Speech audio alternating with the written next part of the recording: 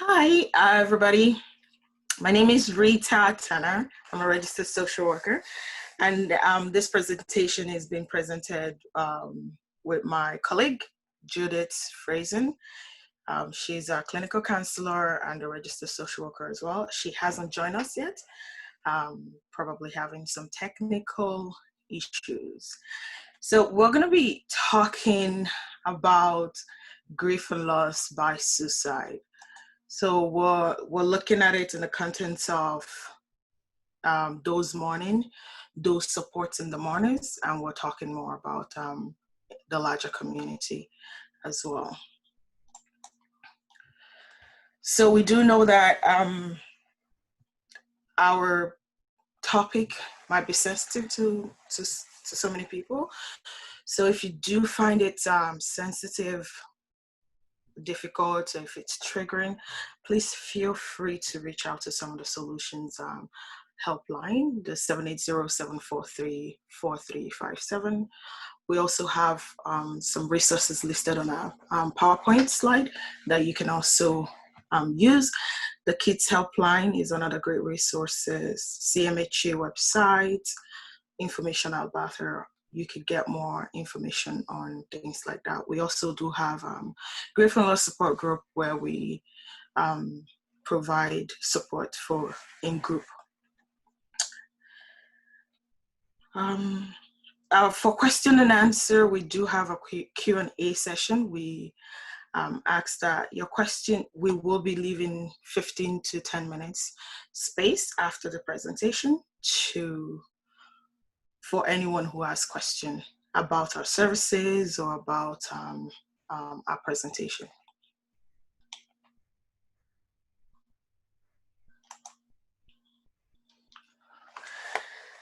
Yeah, so the web of influence. We believe that when people are going through difficulties in their life, we are interconnected in some way. So we're talking about the person who's grieving. We're talking about the person who's the people who are directly connected to the griever or the mourner, and then we're talking about the larger community. And in one way or the other, we are connected.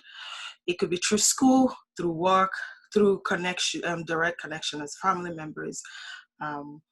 In different way, it could be that we're just community members, but one way or the other, when someone in our community do lose somebody through suicide, we are all affected because it happened in our community.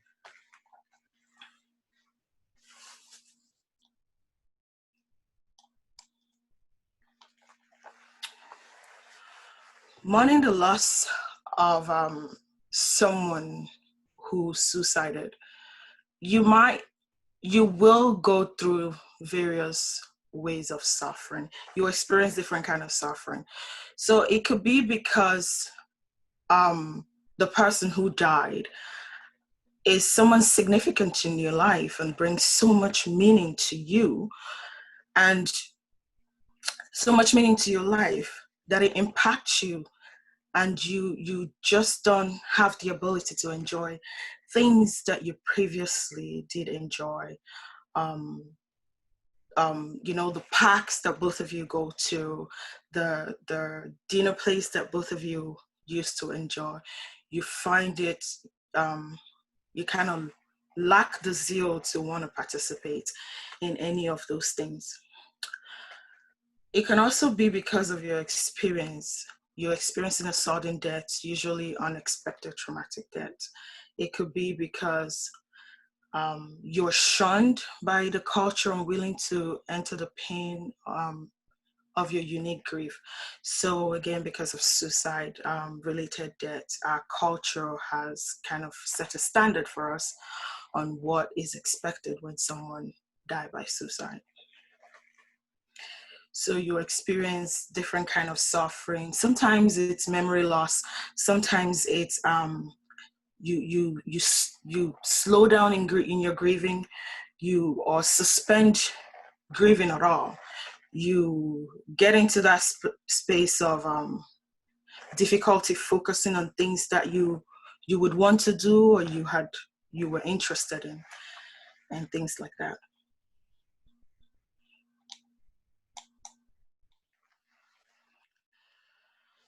So there are differences between grieving and mourning. So grieving is what you think and feel inside. It is the shock, the disbelief that something has happened. It is the denial, which is a way to protect us from what our mind just heard. It is the anger of what just happened. You can be angry that this person just took their own life, or you can be angry that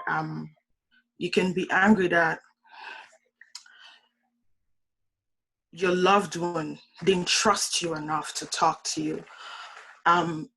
Sometimes it's guilt and regret, and sometimes it's the depression that comes with it, fears and worries that we experience.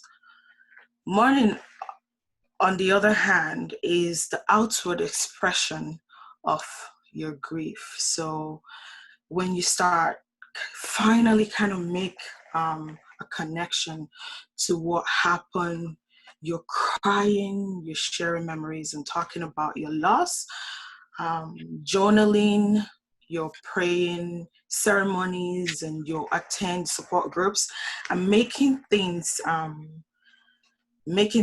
that kind of help you remember that person that actually passed. So the outward expression is mourning, and then the inside, the feeling that we have inside, is grief. So Judith has joined us, and Rita, I just want to jump in. Sorry to interrupt. I'm not sure if we're supposed to be seeing different screens. I still only see the crisis line slide. You see only the crisis line slide? Yeah. Oh.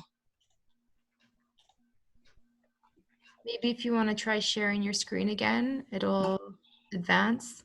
Okay.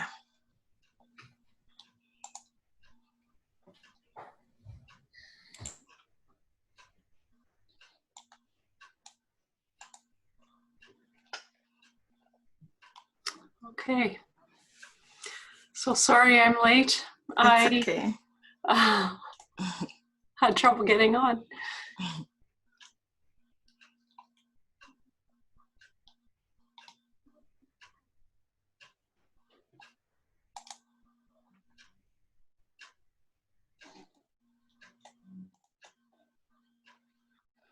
Okay.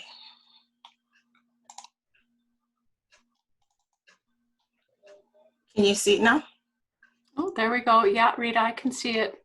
Okay. I think I'll just leave it this way. Looks good. Okay. Okay, so some of the common reaction. Are you still seeing it? I can see it, Rita. Yep. Okay.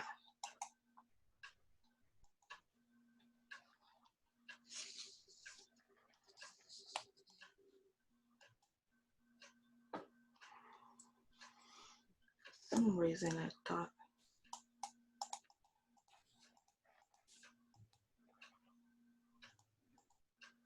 So some of the common reaction that we notice in someone who is grieving the loss of someone who died by suicide is shock, guilt, grief, anger, depression, or denial. And this is our body's way of kind of protecting us from what we just heard.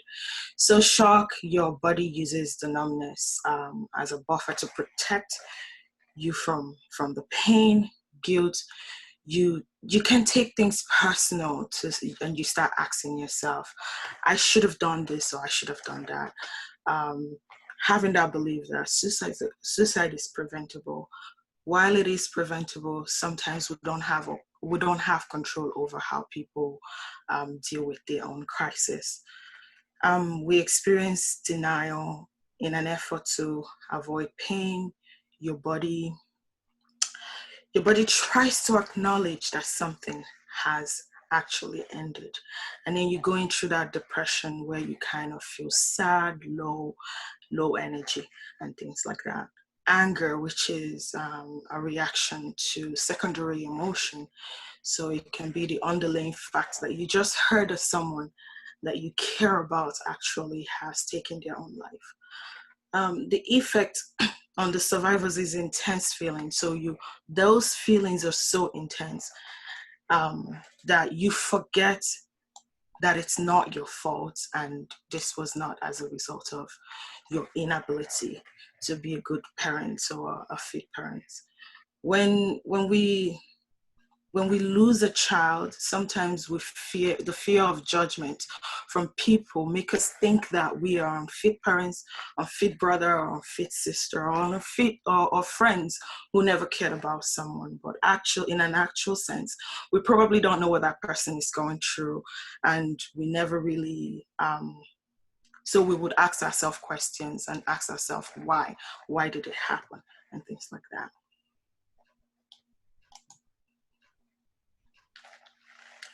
Judith, I'll let you jump in here. So on to the next slide about why is really intensified for the mourners of suicide. Questions of, and John Hewitt has a quote here. He talks about he or she probably wasn't choosing death as much as choosing to end this unbearable pain. And so really some of the questions the mourner is left with was what had driven them to make this decision. And a person will never fully understand that decision. The mourner may never know completely all the why questions, and that's normal. The person took their own life. You are not alone with some of those questions.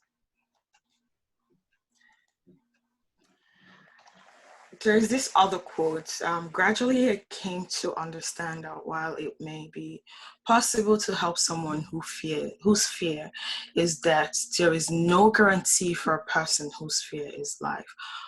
So basically, sometimes many people go through some pains that we don't know, and we can't really read people's minds, so we really don't know what they're going through. And we're fighting for them to stay alive, but their biggest fear is we're fighting for them to stay alive, but their biggest fear is life. So people like that, they end up killing themselves. And then we as the survivors, we end up blaming ourselves and saying, I should have known better. I should have taken them to the hospital. I saw the signs, but I didn't do anything. In reality, if we have the ability to know, we would do something about it. So taking that blame and that guilt away from ourselves and recognizing that we have no responsibility over that person's death, but looking for ways to cope and kind of move forward from what just happened. And Rita, can you just move to the next slide, to that slide 10? You know, I am moving here and it, okay.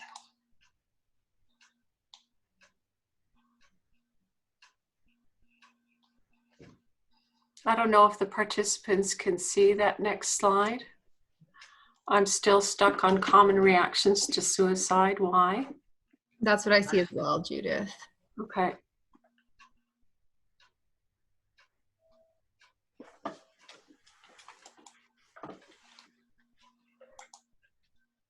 Oh, there we go, Rita. Okay. And then, yeah. Okay. So for the mourner, especially pertaining to suicide, you are not to blame, is the big message here. Don't take the responsibility for someone else's death.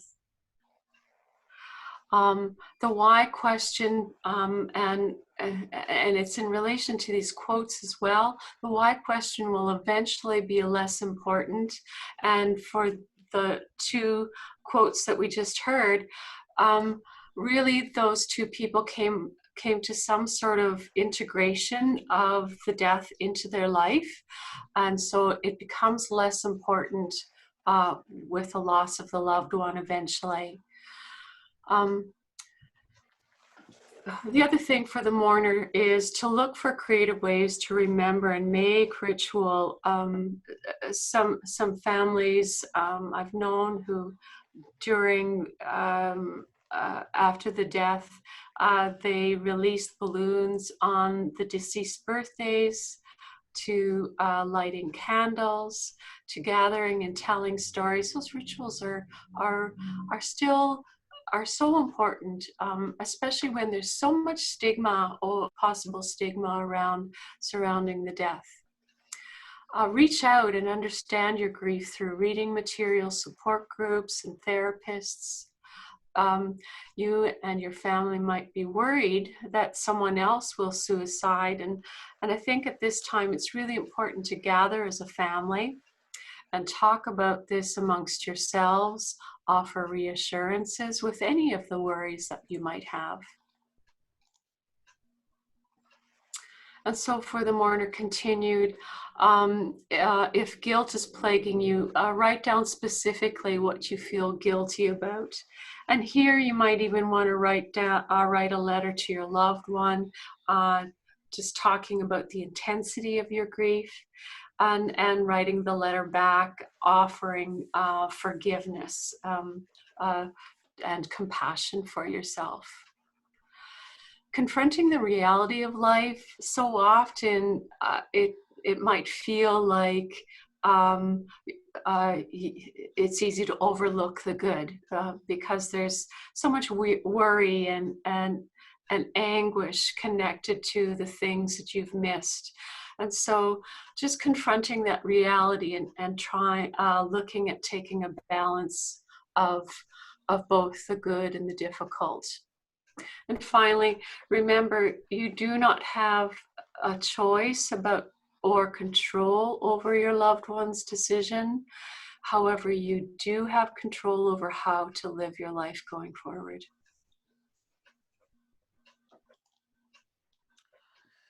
So sometimes we do see some people who are mourning and they're not actually doing well. This may be as a result of intrusive thoughts, image about the event, especially if that individual was someone who walked into the person that died. It could be the way that they died that you keep remembering, or other kind of events associated with their death. So all those intrusive thoughts shows that that person is not grieving properly. Avoiding places or situations that remind a mourner of the deceased. So we've seen situations where people avoid places. It could be the home that they share with that person, and they refuse to go back there because of the memories and the pain and the hurts that it brings to them. So another one is emotional numbness. So you see that these individuals, they absolutely shut themselves off from feeling anything. They don't want to stay in tune with their emotion, or they can't stay in tune with their emotion. They don't understand the powerful impact that could have. So they shut themselves off from crying, from feeling any kind of emotions. Some of it again is selective amnesia about the traumatic loss.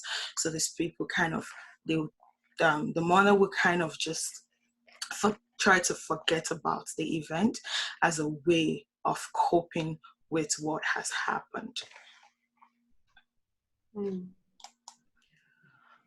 Other signs and symptoms also is avoidant and highly anxious, which depletes their healthy coping. So they might be anxious in everything that they do, or in most things that they do, especially when the topic of suicide is brought up, or when they see things on TV that remind them of that person. They become anxious and kind of avoid that space. when the mourner has experienced other traumas. So sometimes, in life we go through different kind of traumas, not just the death of someone. So all those things can also contribute to an individual not coping well with a death. When there's a lack of strong support network within family and larger community, as a community, our goal is to ensure that the people that we support have that great support system. But sometimes that is not there. And when people don't have that support system, they fall through the cracks. Girls are more likely to have a traumatic reaction, especially depending on the relationship that they have with the deceased. The mourners may have lost someone through suicide before, so it will bring back the same experience that they went through before, and they might also be experiencing some mental health issues that also affect their ability to grieve properly, to grieve the loss of that person, or they don't have that capacity or understand ways or healthy ways to grieve. Some people might turn to self-medication in order to cope with the emotions and the feelings that they're going through.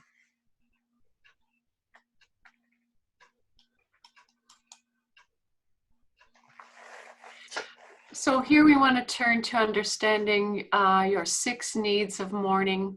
And really, I think it's important that we're kind of shifting, as Rita mentioned in our graphic earlier, with those circles, that our presentation is really about the mourner, about the person supporting the mourner, and the larger society.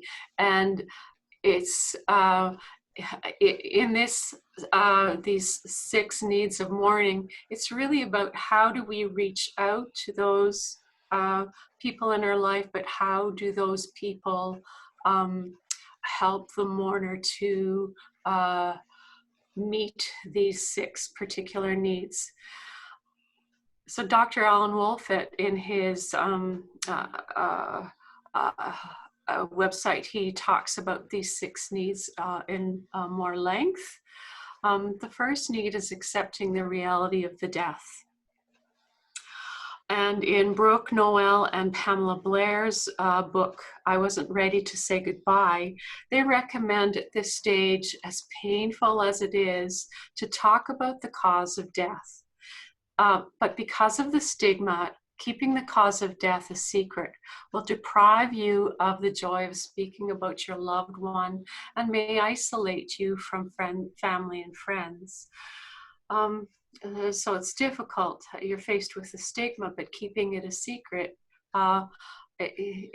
doesn't allow you to go through that process of accepting the reality of the death. So they recommend, rather than concerning yourself about the stigma, to surround yourself by surrounding yourself, not necessarily with concentrating on your healing and your survival. So really you may need to work hard at answering the questions in your own mind so you can talk about your loved one more comfortably.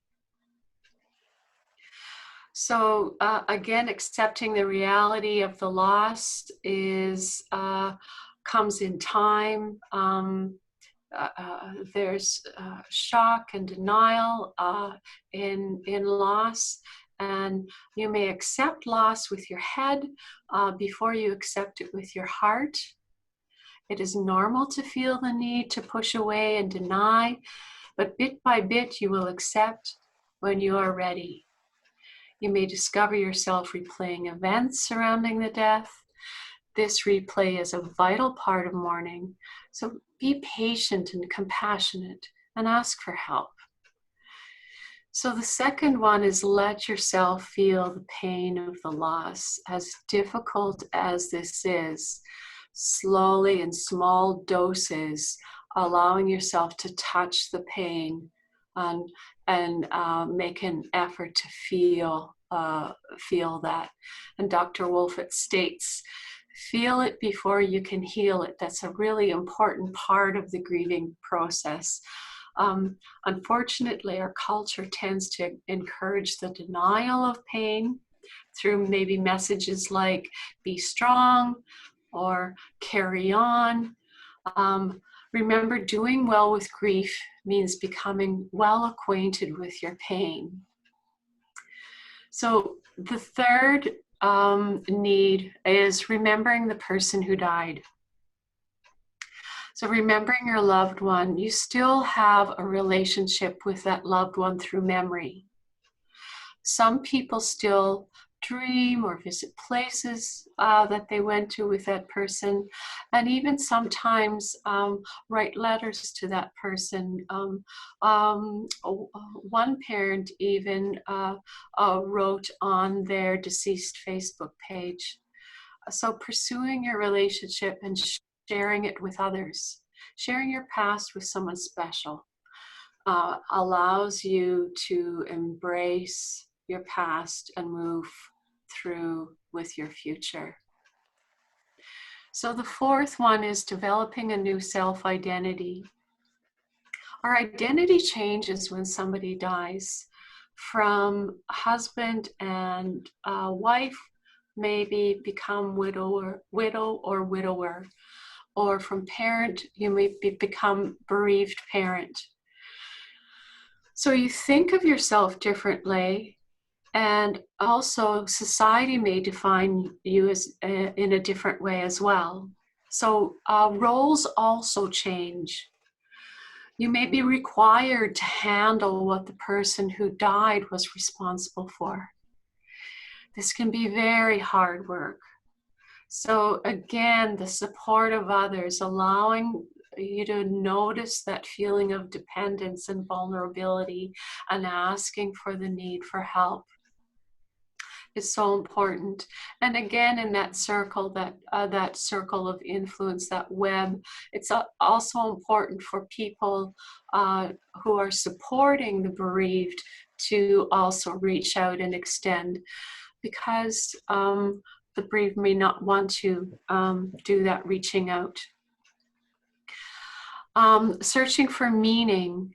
So this is a bit philosophical. We explore the questions of philosophy of life, explore religious and spiritual values.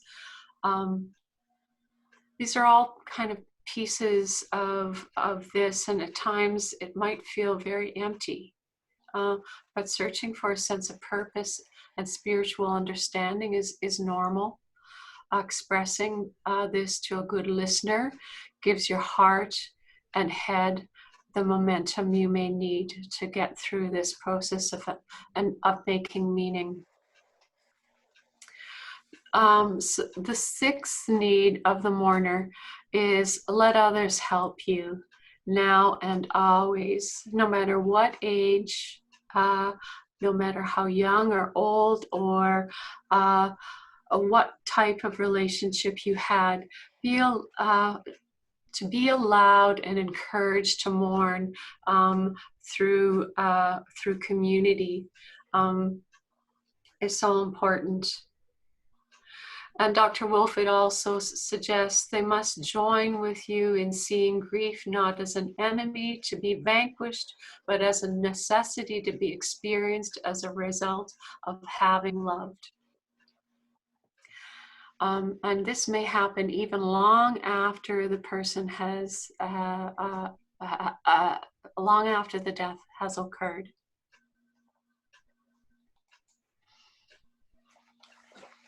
Again, understanding our support needs it ties in with also looking at this from the mourner's perspective, but also the perspective of the person who's supporting the bereaved. And just looking at this list, talk on the left, what type of support the person might need. They might need talking and communication. So looking at the right, who can give me that support? So in that question, you might wonder, who is somebody in my life who's a good listener? And the supportive person might think, well, I might not be a good listener, but I might be good at maybe the physical tasks that the person might need, or the day-to-day self-management. So physical tasks, maybe walking, just going out for a walk with a person to help with their self-care. In terms of financial needs, this may be the larger community as well involved in this, if they know that the mourner is suffering through the loss of suicide. Allowing other people in the community to provide financial need, day-to-day life management, all those chores, getting groceries, all those things can be an extremely important support to the person. And finally, looking for professional or group support.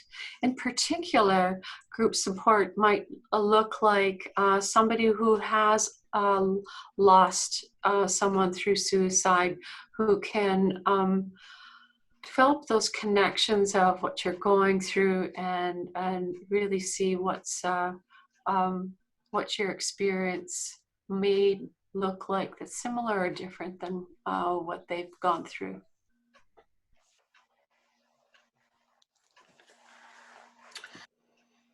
And then for those who are supporting the mourners, out of all the deaths, suicide is the most troubling for people to talk about, based on the fact that people comes from different backgrounds and different cultures, and all those things influence our ability to talk about it. Families often feel shame over the way that their loved one died. So especially if the family has a strong background that is like against the idea of suicide, it could be really, really difficult for them to talk about it, or even invite someone to share their experience with them. How we can help the mourner. So basically learning the importance of understanding suicide. So understand the myth that that comes with suicide, understanding the fact that people who experience this kind of loss are going to go through intense grief, through intense grief and through intense guilt. They will go through feelings that they probably don't understand. But you as the helper, you understand what the underlying factors that lead to suicide. You're better able to support these family members. You could ask questions if they want to talk about it. And if they want to, you pay attention and you carefully listen to what the person has to say. And if they don't want to, if they don't feel like having that conversation, it's also okay to just sit there and be a support system for them. You could sit and you guys could talk about something else, or talk about whatever that person is interested in talking about. Try to keep an eye on the person's coping techniques. Reason why? Because this person is going through a new event in their life, and it could be something that they've never experienced, or something that they have experienced. It could be someone who's high functioning, and all of a sudden this happened, which depletes their emotions and kind of restrict them from coping properly. So keeping an eye on how they're coping really, really will help in terms in you being able to support them. Avoid things like, I know how you feel, it's God's plan. Again, some people believe in God, some people don't believe in God. And many people will find this offensive. First off, you're not in their shoes to actually know how they feel. You probably haven't walked in that shoes, so you won't really understand. So avoiding things like that can really help you in helping that person.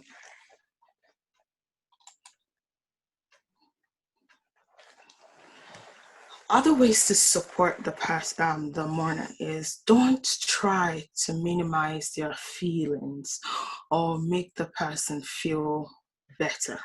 You're not there to fix what's going on. You're there to support. And then support, you can support the person the way the person wants to be supported, how you want to support that person. Help with responsibilities. So Judith mentioned earlier about going out and helping that person with fiscal responsibilities. So it could be making calls that they need to make. If they give you the permission to do it, help them out that way. I've seen some people who have anxiety driving to the appointment or doing things for themselves because of the event that has happened. Help them, step in, drive them to the appointment if you can. And if you can't, if you know someone who could, help them. Reach out to that person so they can.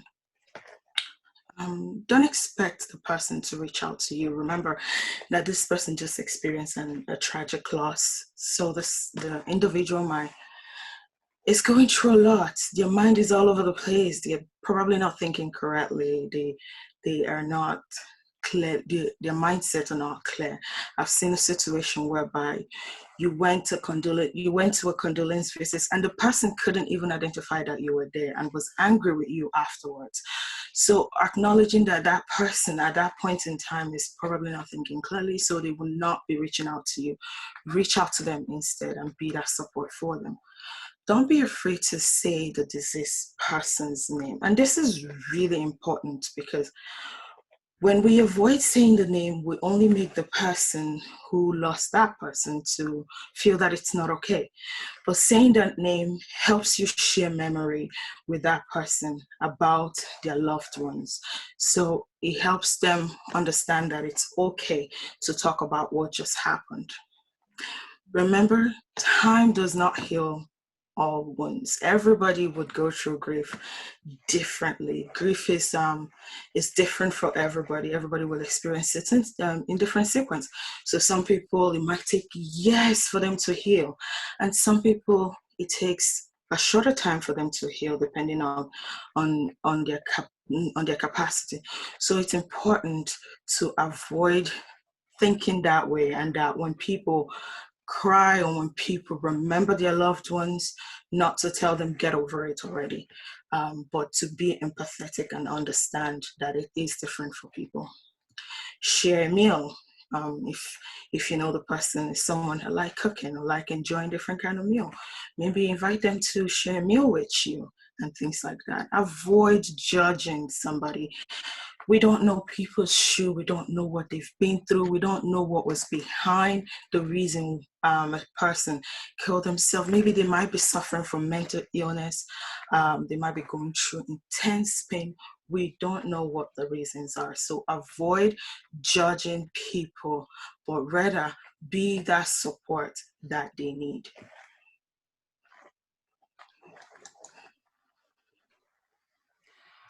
So the next part of this presentation is really about the larger community attitudes, beliefs, and knowledge that we all carry with us, and how we can break the silence and reduce the stigma of death by suicide to help the mourner grieve their loss in a way that's meaningful and where they can go through this pain with the community.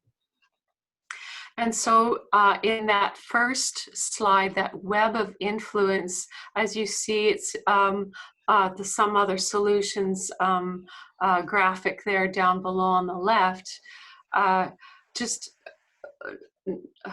It really is about developing this experience of community and knowing that we in our own little way maybe can play a part in learning as much as we can about suicide, especially the myths surrounding suicide, and learn about mental health and mental illness.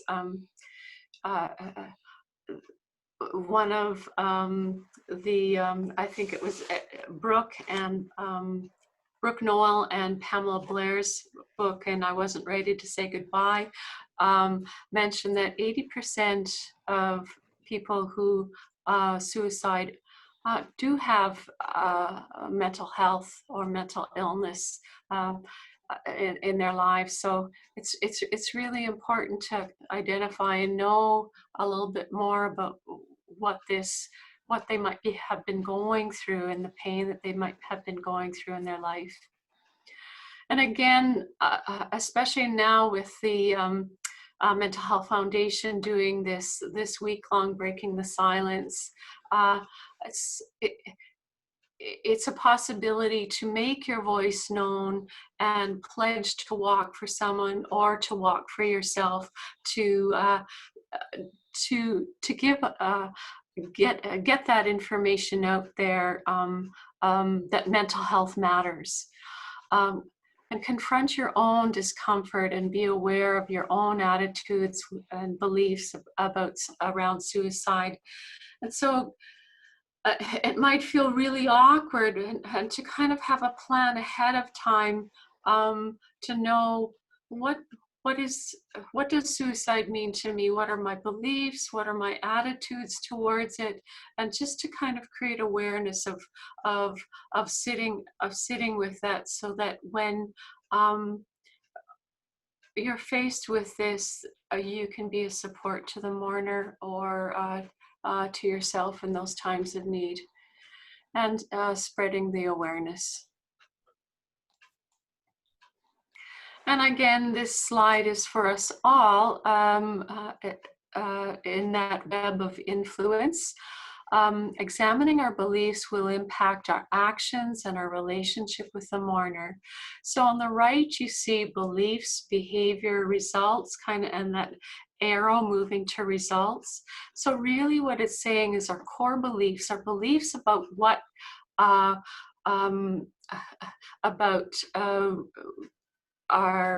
around suicide really impact how we behave. So do we withdraw from people and reduce our support, or do we kind of actively support that person? So just kind of noticing those really is part of that progression towards being and reaching out to people. And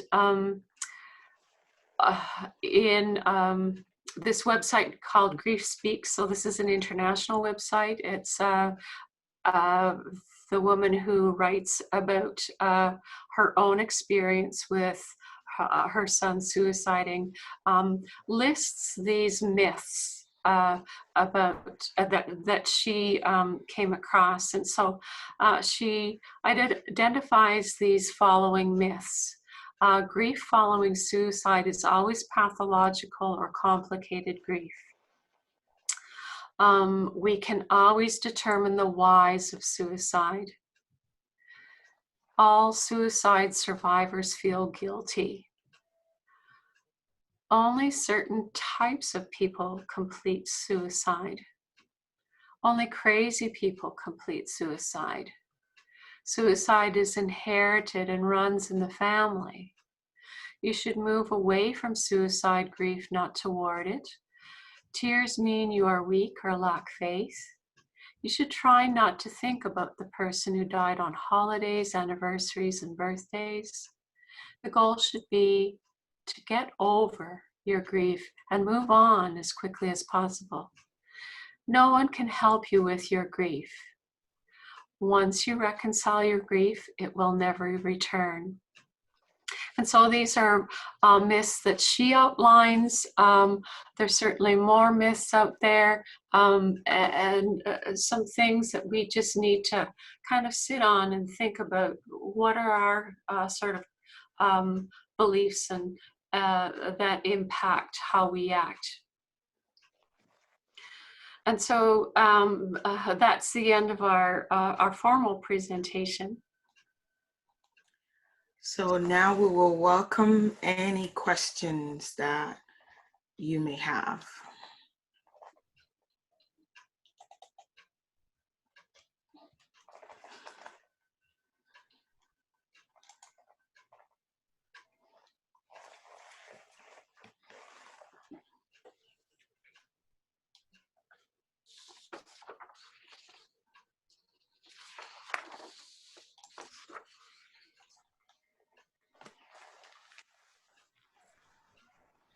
No questions so far, but I just want to thank you both for all that information. And perhaps can attendees reach out to you if they have some more questions once they kind of have some time to think over what we've all taken in and some of the information you've provided? Absolutely. So our office number is 780-743-8605. They could call and ask to speak with Rita or ask to speak with Judith, um, whoever they would want to speak to. And we also have our website, which is www.someothersolutions.ca.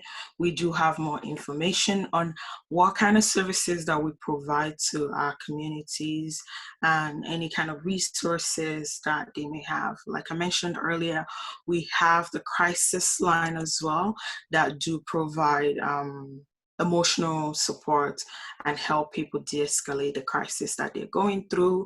So they could reach that line, 780-743-57, sorry, 780-743 4357. And we also have a rural number. We didn't list that here, but they could call the 780-743-HELP, and someone is there 24/7 to answer their questions or to help them through whatever it is they're going through. Fantastic. Well, thank you both again for giving us your time and helping us to provide these resources for breaking the silence. Mm-hmm. You're welcome. All right. I guess that's it. Thank you again. Have a great afternoon, everyone. Thank you. Take care, everyone.